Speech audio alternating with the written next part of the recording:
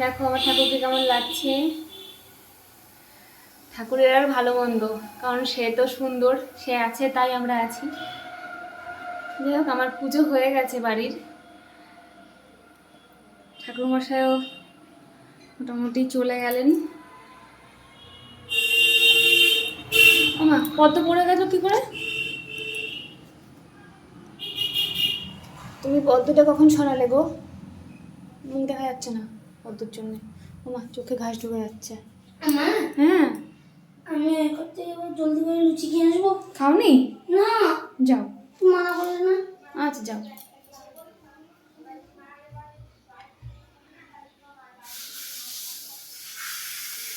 এগুলো প্রসাদ বানিয়েছিলাম।